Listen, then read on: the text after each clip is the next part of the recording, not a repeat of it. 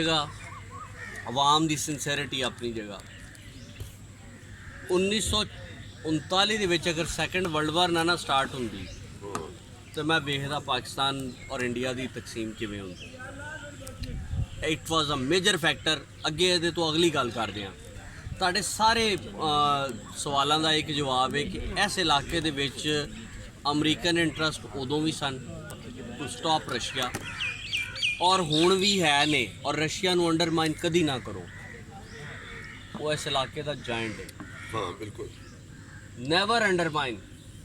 और किसी हद तक मैनू नहीं पता ताड़ी सारिਆਂ ਦੀ पोलिटिकल एफिलेशन की है, अपार्ट फ्रॉम दैट कि इमरान खान की पॉलिसियां तो मैनू बहुत ज़्यादा इख्तलाफ होएगा, लेकिन इट वाज अ फैक्ट कि रजीम चेंज ऑपरेशन पूरे सिते दे विच होंदे रहे ने और हो रहे ने। सारी दुनिया में अमेरिका टॉपल करता है और रूलिंग क्लीक जिसे कहते हैं ना, हुक्मरान तबका एक टोला ऊपर मुसल्लत किया जाता है। अब माशाल्लाह नहीं लगते, अब अपनी मर्जी के लोगों को लाया जाता है ऊपर, पिन कर लिया जाता है कि ये मेरे इंटरेस्ट को प्रोटेक्ट करेगा, इसको मुस्तकबिल के अंदर जिम्मेदारी मिलनी है, इसको प्रमोट करो।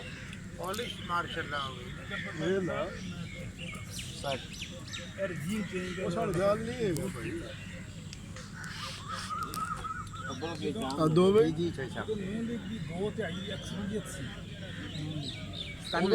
ਵੀ ਹੋਇਆ ਸੀ, ਉਦੋਂ ਵੀ ਹੋਇਆ ਸੀ, ਉਦੋਂ ਨਹੀਂ ਨਾ ਲਿਆ ਕਿਸੇ ਨੇ। ਸਰ ਉਹ ਇਸ ਲਈ ਨਾ ਕਿ ਇੱਕ ਤੇ ਸੋਸ਼ਲ ਮੀਡੀਆ